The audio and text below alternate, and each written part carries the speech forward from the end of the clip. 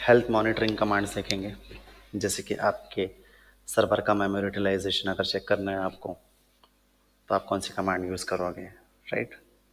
CPU utilisation वगैरह check करना है तो कौन सी कमांड यूज़ करोगे। आपके सर्वर की डेट चेक करनी है, डेट एंड टाइम चेक करना है, टाइम जोन चेक करना है, तो आप वो कैसे करोगे, ये सारी चीज़ें।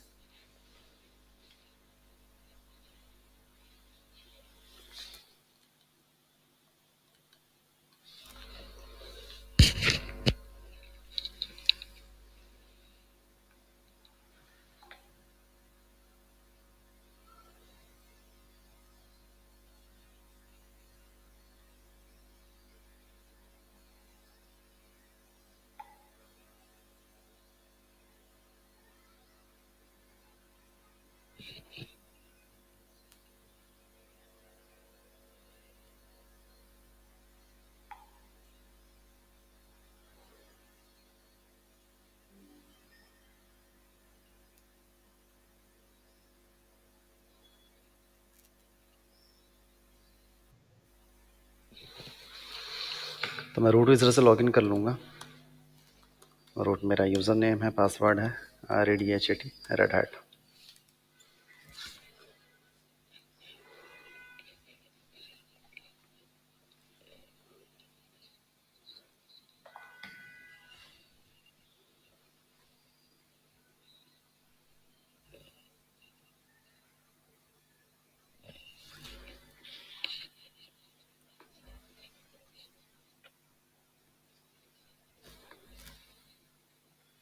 Open terminal.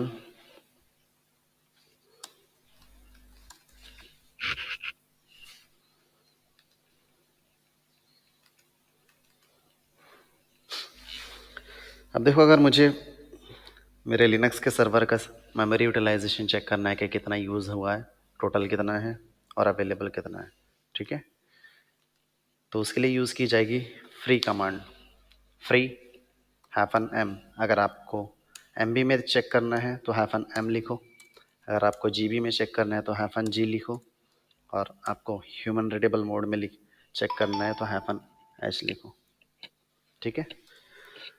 यहाँ पे आपको दो चीज़ें दिखाई दे रही है, एक है मेमोरी, दूसरा है स्वैप मेमोरी। जब मैं स्वैप पार्टीशन पढ़ाऊंगा तब हम डिस्कस करेंगे इसके बारे में कि ये क्या होता है, ठीक है।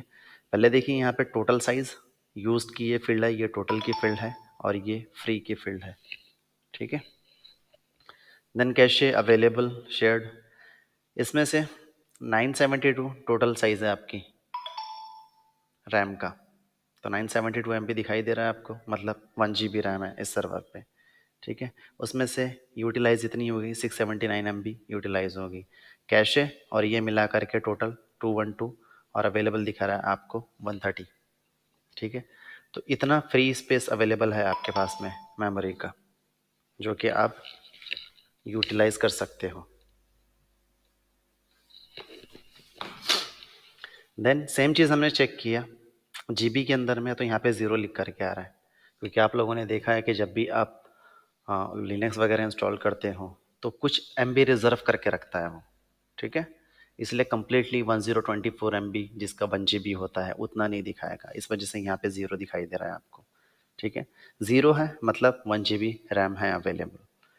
देन ह्यूमन रीडेबल मोड में मैंने चेक किया फ्री -h का यूज़ करके, तो यहाँ पे M लिख कर आ रहा है, बस दिख रहा है। तो 972 MB टोटल, यूज में 679 MB, अवेलेबल 130 MB, ठीक है। तो इन तीन तरीकों से आप यूज़ कर सकते हो यूटिलाइजेशन चेक करना। -m से MB में, -g से गीगाबाइट में, और -h से ह्यूमन रीडेबल मोड में, ठीक है।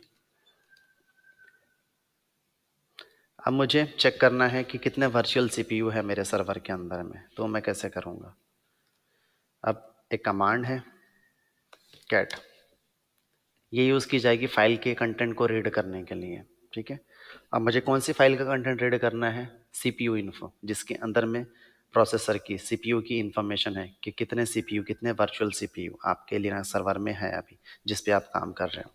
तो /proc नाम का एक फोल्डर है, /proc मतलब प्रोसेसिंग, उसके बाद में CPU इन्फो, ये एक फाइल है जिसका कंटेंट अगर मैं रीड करके देखूँ तो मुझे इतनी सारी चीज़ें मिल रही है Intel core i5 CPU 1.60 gigahertz, मेरे प्रोसेसर का नेम भी बताया उसने, ठीक है, जेन्युइन इंटेल, और प्रोसेसर लिख कर के आ रहा है आपको 0, ठीक है, 0 लिख कर के आया मतलब एक प्रोसेसर है, ठीक है।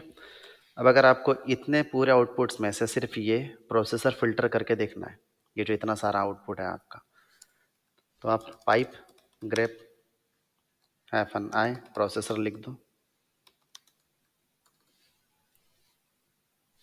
स्पेलिंग मिस्टेक कर दी मैंने, ओ है लास्ट में, प्रोसेसर।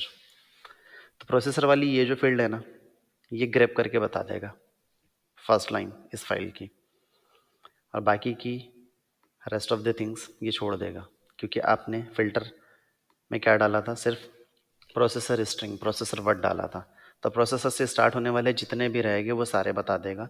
फिलहाल इस फाइल के अंदर में प्रोसेसर से स्टार्ट होने वाला ये एक ही वर्ड था, ठीक है, इस वजह से इसने एक ही फाइंड आउट करके बताया, और प्रोसेसर की वैल्यू क्या है, 0 है, मतलब एक प्रोसेसर है। एक ये तरीका है आपके वर्चुअल सीपीयू को चेक करने का। दूसरा तरीका है टॉप कमांड, आप टॉप लिखो और एंटर करो। टॉप कमांड आपको बताएगा कि कौन सी प्रोसेसेस कितना सीपीयू यूटिलाइजेशन यूज़ कर रही है, और आपके लिनक्स के सिस्टम में कितने वर्चुअल सीपीयू है, कितने कोर है अवेलेबल। अभी यहाँ पे सीपीयू एस लिख करके आ रहा है, ठीक है, मैं जैसे ही 1 प्रेस करूंगा सीपीयू 0 लिख कर आएगा। अभी मैं 1 प्रेस करता हूँ, 1 प्रेस किया मैंने तो आ गया सीपीयू 0। तो ये अकॉर्डिंगली बताएगा कि एक वर्चुअल सीपीयू जो है ना, मेरा सीपीयू 0 वाला, इसका सीपीयू यूटिलाइजेशन 70% पर है या 40% पे है।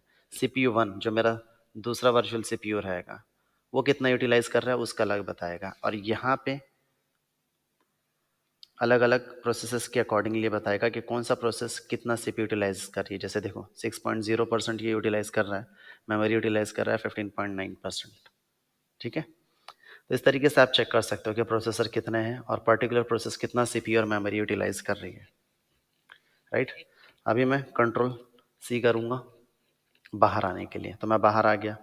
टॉप का एक टर्मिनल होता है, जैसे ही आपने टॉप कमांड फायर करी, एंटर किया, आप यहाँ पे कोई भी कमांड एग्जीक्यूट नहीं कर सकते, ठीक है। वापस से अगर आपको टर्मिनल पे जाना है तो आप कंट्रोल सी प्रेस करो, फिर आप टर्मिनल पे आ सकते हैं। क्लियर लिख के मैं स्क्रीन क्लियर करूँगा, ठीक है। अब मुझे चेक करना है सर्वर का डेट एंड टाइम, कि क्या डेट है आज की और कितने बज रहे हैं। तो डेट कमांड यूज़ की जाएगी सर्वर का डेट एंड टाइम चेक करने के लिए। क्या लिख करके आ रहा है, थर्सडे 23 नवंबर 7:51 49 टाइम जोन है हमारा इंडियन स्टैंडर्ड टाइम IST 2023, ठीक है।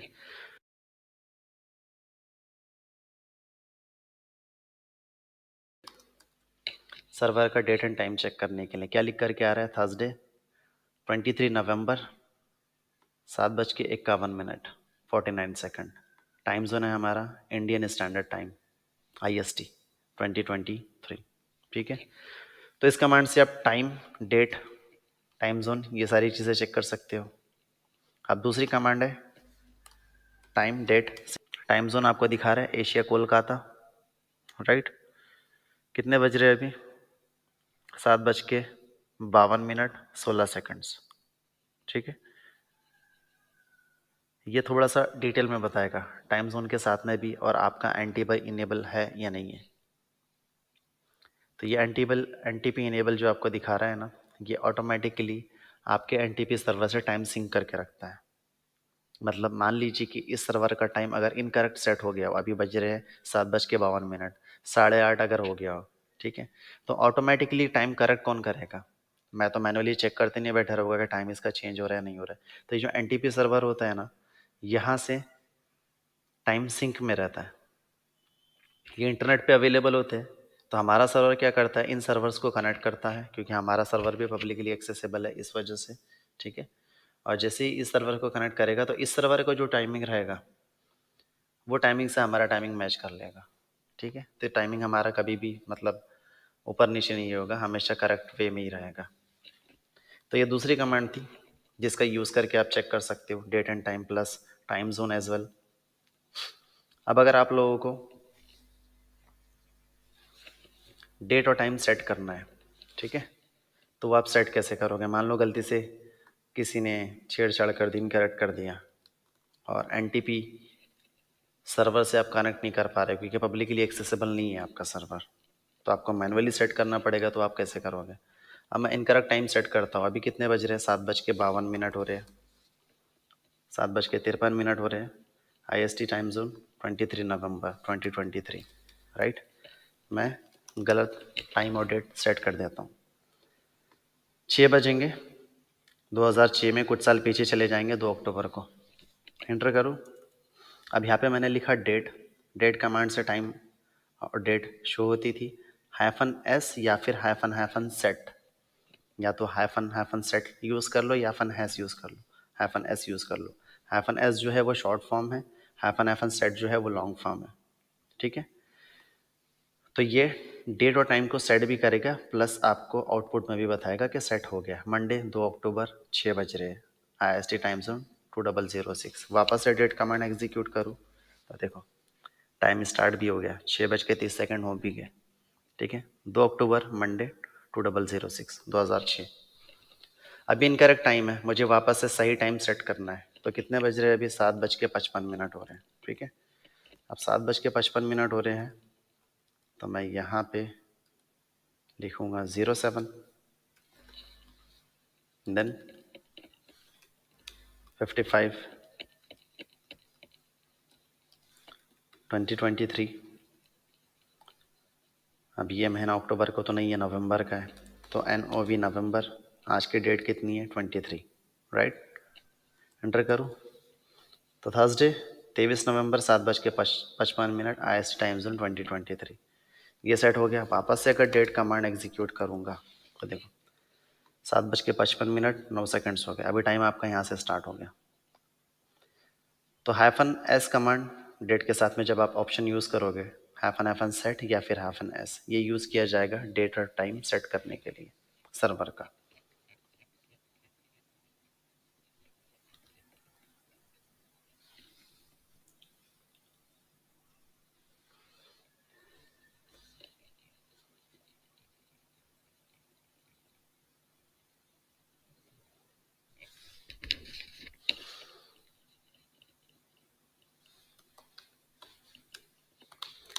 ये है host name command. Host name command use की जाएगी चेक करने के लिए कि आपके सर्वर का नेम क्या है। अगर मैं होस्ट नेम लिखूँ और एंटर करूँ तो sit.example.com ये सर्वर का नेम है आपका। जैसे आपके डेट ऑफ बर्थ को आपका नाम दिया गया है, वैसे ही आपके सर्वर को आपका एक नाम डिसाइड रहता है जो हम असाइन करते हैं। जैसे ये मेरा IP एड्रेस है, मान लो ये IP एड्रेस मेरा डेट ऑफ बर्थ है, ठीक है। और इस IP एड्रेस को, oh my God, IP address चला गया यहाँ से।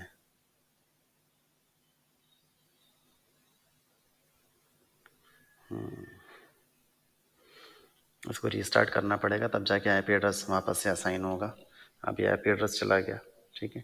तो फिलहाल होस्ट नेम कमांड देखो, होस्ट नेम कमांड यूज़ की जाएगी ये चेक करने के लिए कि आपके सर्वर का क्या होस्ट नेम है। वैसे यहाँ पे भी लिख करके आता है, लेकिन कंप्लीट लिख करके नहीं आएगा, ठीक है।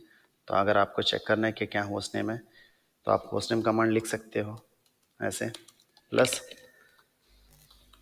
/etc/होस्ट नेम।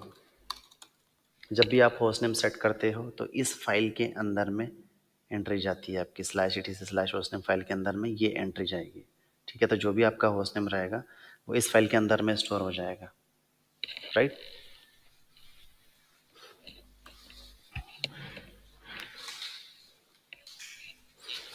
अब -L करता हूँ।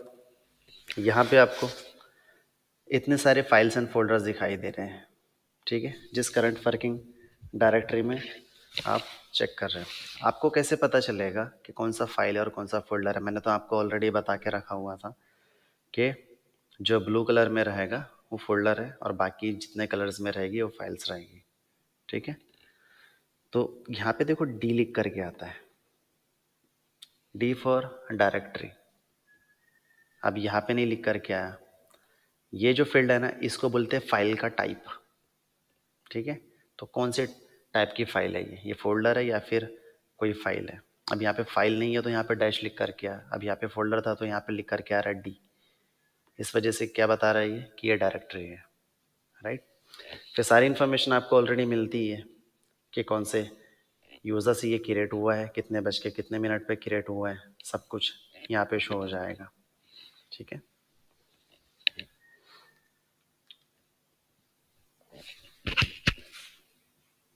हमारे पास में थोड़ा टाइम और है,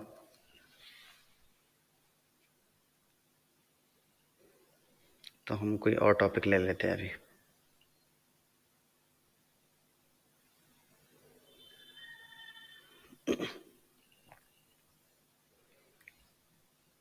चलो अभी मेडिटर ले लेंगे।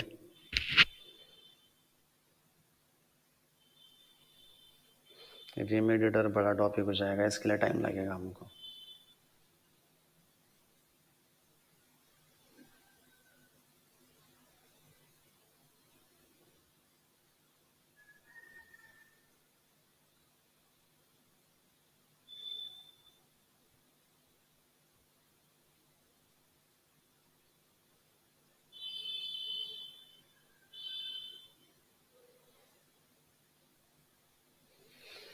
ठीक है, तो आज के लिए मैं इतना ही करता हूँ, क्योंकि बाकी सारे एडवांस टॉपिक स्टार्ट होने वाले हैं आपके कल से। उसके लिए लगेगा टाइम, एटलीस्ट 30 to 40 मिनट्स का रिकॉर्डिंग रहेगा, या उससे बड़ा भी हो सकता है, बता नहीं सकता। हर किसी टॉपिक का बड़ा नहीं रहेगा, छोटा भी रहेगा और बड़ा रिकॉर्डिंग्स भी रहेगी, मतलब 30-40 मिनट की या 20-25 मिनट्स की, ऐसे भी।